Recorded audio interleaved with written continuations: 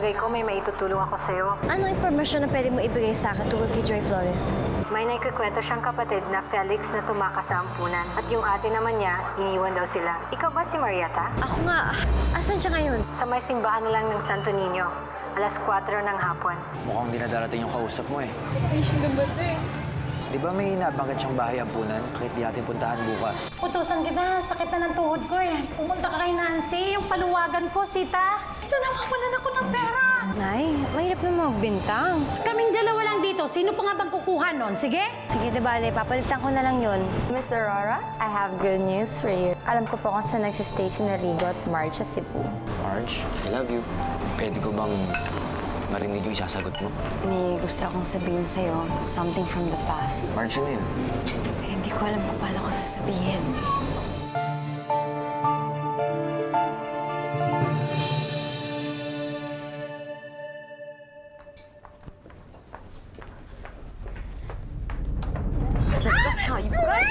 Aurora! Aurora! Ikaw talaga, no, ha? Aurora, pwede ba? Pwede ba, Aurora? Tama na! Ano mo ginagawa mo dito? Sinabi ni Daddy na nandito ka daw sa Cebu at kasama mong malanding babaeng yan.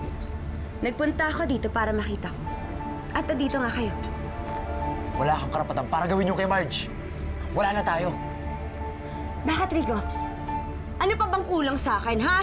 Para ipagpalit mo ako sa babaeng yan. Mahal ko si Marge. Bakit? Ano bang meron ng babaeng yan? Aurora, pwede ba tama na? Hindi mo dapat ginagawa ito sa sarili mo eh. Huwag ka magpakababa ng ganyan. At sa susunod, saktan mo ulit si Marge. Ako na makakaharap mo. Ano? Masaya ka na? Ha? Dahil pinamukha sa akin ng lalaking to kung gaano ako kababa. At ikaw ang nasa pedestal. Pero huwag ka magpapakasiguro, Rico. Dahil lahat ng tao may lihim. At sa oras na malaman ko ang baho ng babaeng yan, kakainin mo lahat ng sinabi mo. Pwisit!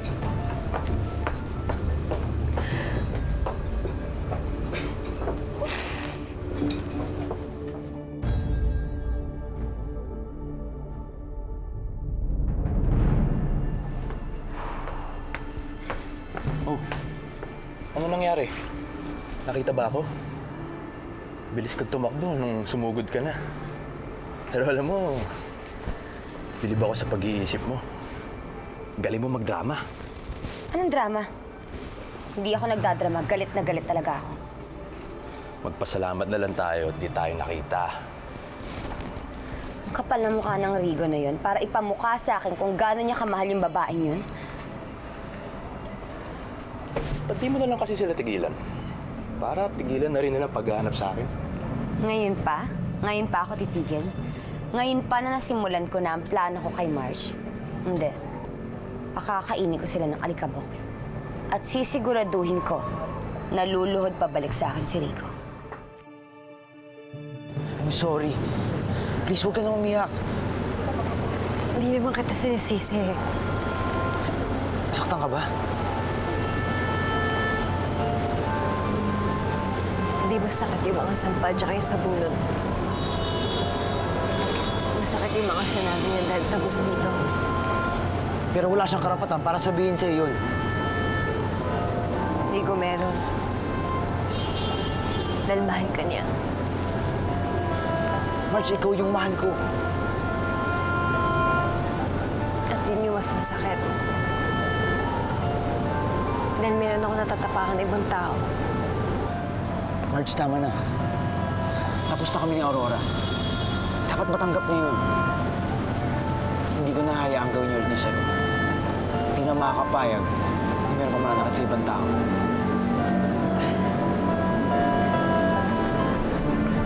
Gago, ano ginawa mo, Marge? Jerry! Tama na! Jerry, ano ba?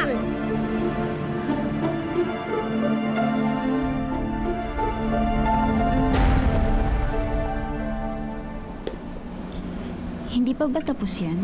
Mag-coffee ka muna. Uy, salamat ha. Dami kasi akong pending na trabaho eh. Hanggang dito pa naman sa bahay, nagtatrabaho ka pa rin? Kailangan eh. Hindi kailangan. Gusto mo lang. Alam mo, Candy, hindi ganun kasimple yun.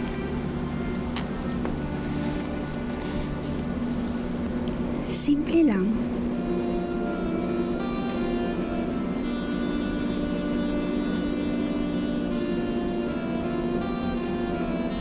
Ito ba na ibibigay sa'yo ni Tanda?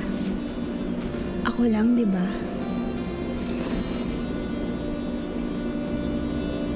So ngayon, tatanungin kita ulit. Trabaho o ako?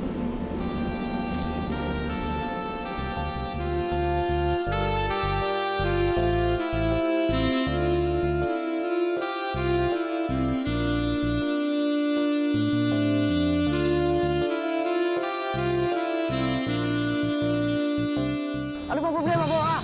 Wala akong pakialam kung ikaw yung may-ari ng kumpanya. Pagdating kay Mars, patas lang laban. Hindi niya naiintindihan. Sige na, umalis ka na. Mag-uusap ka.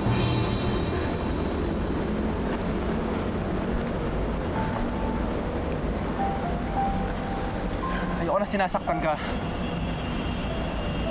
Ayoko na may nananakit sa'yo dahil mahal kita. Jerry, hindi niya ako sinasaktan. Pinagtanggol pa nga niya ako kay Aurora, kaya ako umiiyak. Bakit pa siya pinagtatanggol mo? Kayo na ba? Mahal mo siya? Wala siyang gagawin para masaktan ako.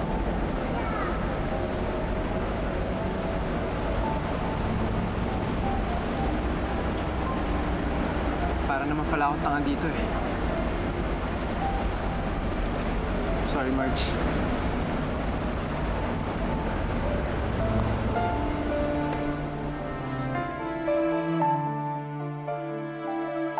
Felix, pwede ba? Huwag ka naman nagsasama dyan sa king na yan. Hindi ka ba nakontento sa balong dumaplis dyan sa braso mo? Kulang pa yun na pambayad niya sa mga utang niya sa akin. At hindi ako titigil hanggat hindi ako nakakaganti sa kanya. Kung may madami mang ibang taong mahal niya, wala akong pakialam. Dahil kami mismo mga kapatid niya, hindi niya kami minahal. Iniwan niya kami ni Joy. Huwag kang maingay dyan. Baka marinig ka ni Aling Meli. Ano ngayon? Wala akong pakialam sa kanya. Baka gusto niya, karnapin ko yung kotse ng hambog niyang syota. Pero sa pagkakataong to, akong babaril sa kanya, tutuluyan ko na siya. Felix, tumingin ka na nga. Alam mo, ikaw yung mapapahamak sa mga sinasabi mo eh. Tumahimik ka na.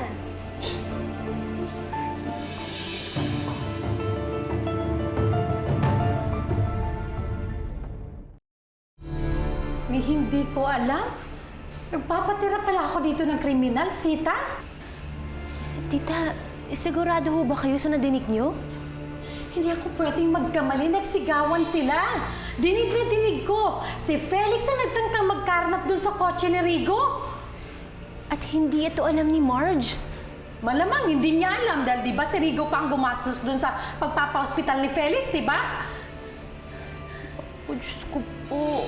Paano po pag nalaman na ito ni Sir Rigo? Paano na? Alam mo, gusto ko na magsumbong sa mga pulis eh. Naku, tita. Huwag ho kayong kikilos nang hindi nalalaman ni Marge. Mabuti pa, kausapan niyo muna si Marge bago ho kayo kumilos.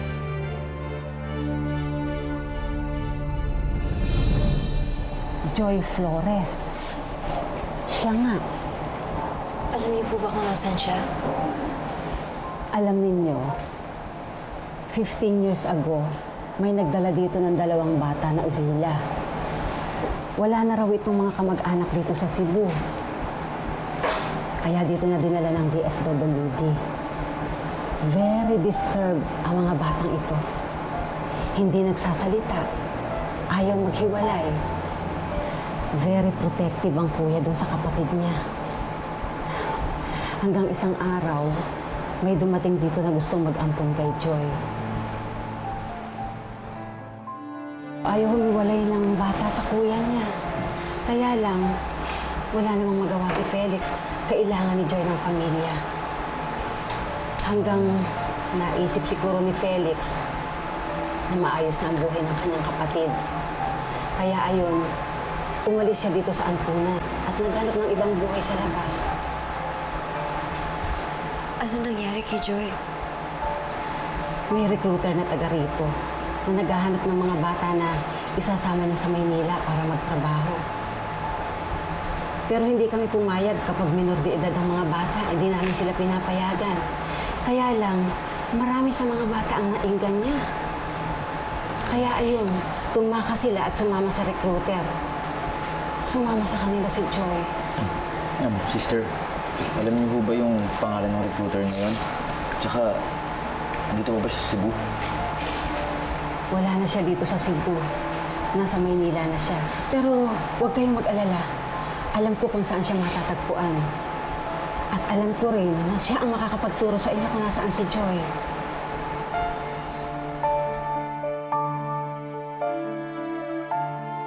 Salamat po. Sige po, sister. Una na po kami.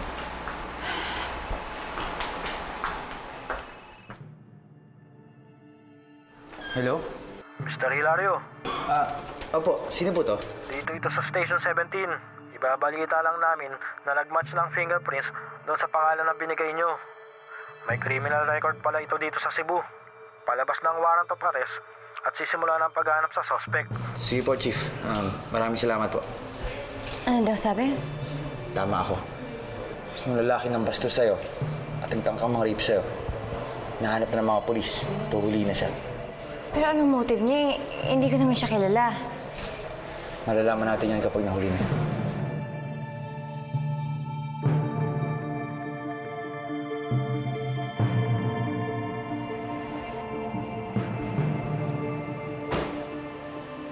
Warren Tuason, Anong kailangan nyo?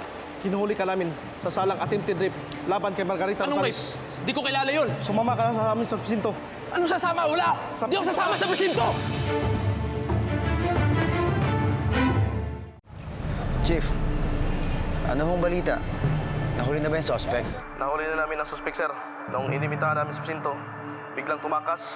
Lalong lumalakas ang ebidensya na siya nga ang nagtangkang panggasa kay ma'am. Sige ho. Balikan niyo na lang ako kapag merong development. Nagpalabas na kami ng whole departure order, sir. At hindi makalabas ng Cebu yun. Salamat po. Yun, at large siya ngayon, kaya pwede niyo tayong balikan anytime.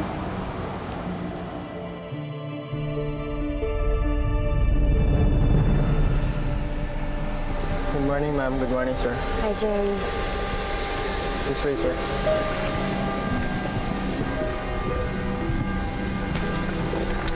Seatbelt po, ma'am. Seatbelt, sir.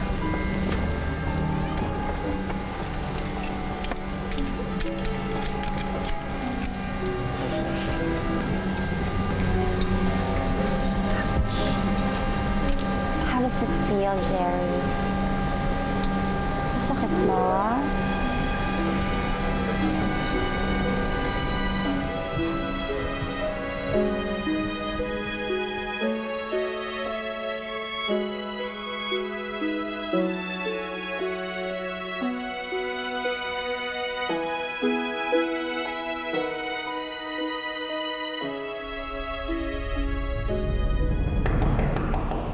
Ano ba? Sandali! Mga katapat. Ano ginagawa mo dito? Di ba sabi ko sa'yo? Pinaghahanap na ako ng mga pulis. May warrant of arrest na ako. Kailangan ilabas mo ako ng Cebu ngayon din. Umalis ka dito. Baka may makakita pa sa'yo. Baka nakakalimutan mong utos mo lahat na to. At anong gusto mong palabasin? Na ginawa ko to para sa'yo.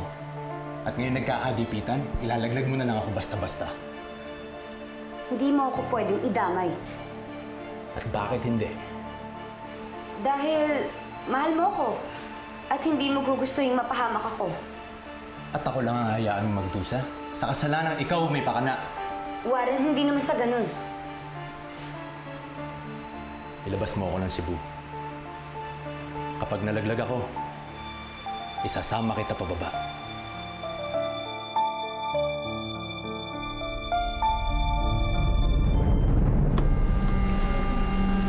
Marge, bakit di ka mapakali dyan? Ano mo, ito siguro yung pinakamatagal na 45 minutes sa buong buhay ko. Bakit naman? Siyempre, parang excited na rin ako para kay Felix at kay Joy. Balita na mukhang may linaw na talaga kung nasaan si Joy. Alam mo, kahit hindi siya sumupot, at kahit hindi maganda yung mga narinig ko tungkol sa kanya, parang masaya ako dahil parang may pag-aasang talaga na magsama-sama na kami. Ano sa tingin ko? Mas makapadali na yung paghanap natin kay Joy. Malaking tulong yung mga impormasyon na nakuha natin sa Cebu. Tutupad na rin yung mga pangarap mo na kasama kayo magkakapatid. Thank you, ah. Sobrang laki na ng utang na loob ko sa'yo. Utang na ngayon kung sisingilin. Wala naman akong balak maningil. Tsaka may isa pa tayong problema dapat maayos. Hindi ako titigil hanggat di nahuhuli yung taong tangka manggahasa sa'yo.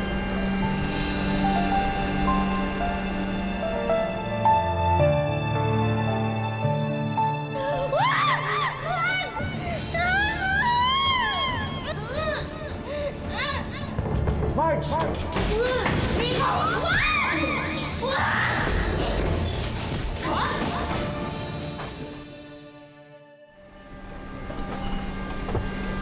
Care for a drink, ma'am, sir?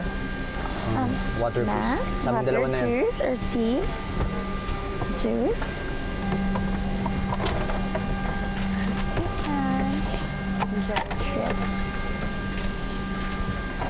Sir, tungkol ka pala dun sa... Kala ko kasi sinasaktan niyo si Marge. Wala yun. Huwag kang intindihin yun. Tsaka huwag kang mag-alala. Hindi ko sataktan si Marge.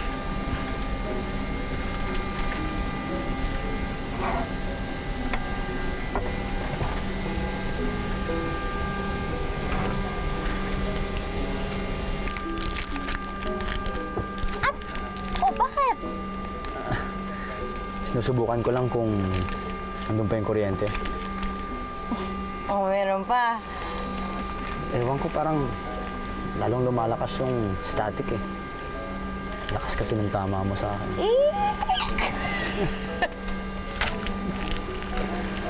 Nabili ko nga yung ganun eh. Gusto mo yan? Ha?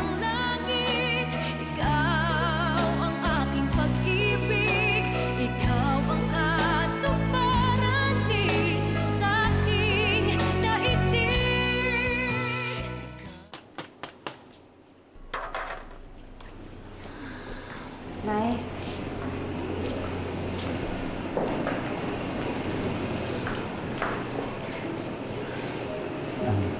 Magandang gabi po.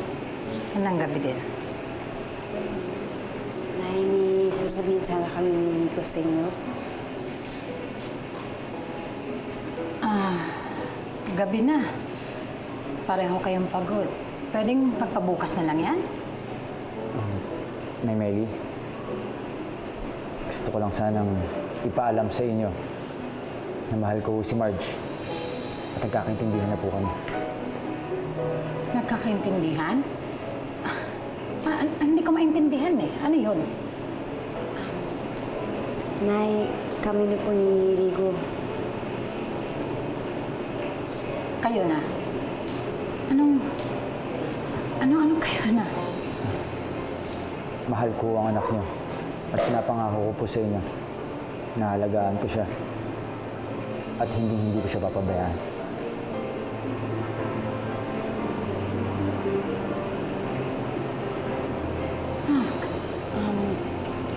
Sige, Rigo. Mauna ka na. Mag-usap na kami ni Nay.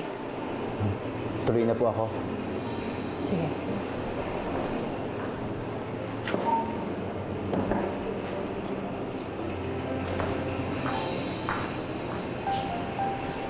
Nay,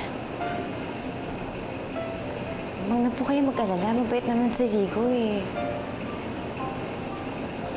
Tsaka mahal niya ako. Tinutulungan niya ako. Tama ka. Ay, tulungan ka nga niya. Pero paano pag nalaman niyang si Felix ang nagtangkang magkaranap sa kotse niya?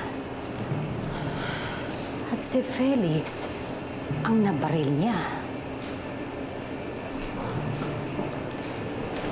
Marge, Kriminal ang kapatid mo. Dapat natin siyang isuplong. Nay, bakit ko naman gagawin yun sa kapatid ko? Ang tagal-tagal ko siyang hinanap. Tapos ako magpapahamak sa kanya?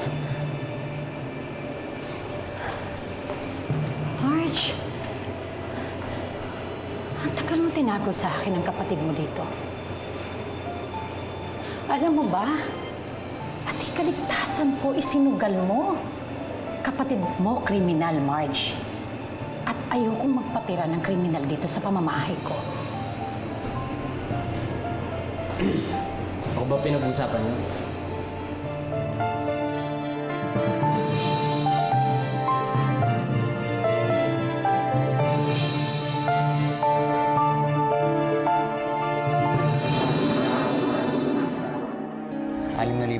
Kapalit na impormasyon ibibigay mo sa amin tungkol kay Joy Flores. May mga litrato tayo sa Facebook. Magkasama tayo sa kama. Kapag ako nahuli, madaling idokto ang pangalan ko sa pagkatao mo. Sino ngayon mas takot sa atin? Kapal din na mukha mo, ano? Ikaw ang nag-abandona sa amin! At kung hindi mo ginawa yun, hindi sana napariwara ang mga buhay namin! Naku, tita. Alam niyo po, yung takot niyo pong mawala sa inyo si Marge, baka magkatotoo na. May gusto ko bang sabihin sa akin? Susubo pa lang. Ano yun? Tungkol sa kapatid ko. Si Felix? Hindi mo na kailangan sabihin sa akin. Na-discover ko na. Na ano? Na siya ang kriminal na nagtangkang mangkarnap ng kotse ko. At siya rin yung nabaril ko. Tama ba ako?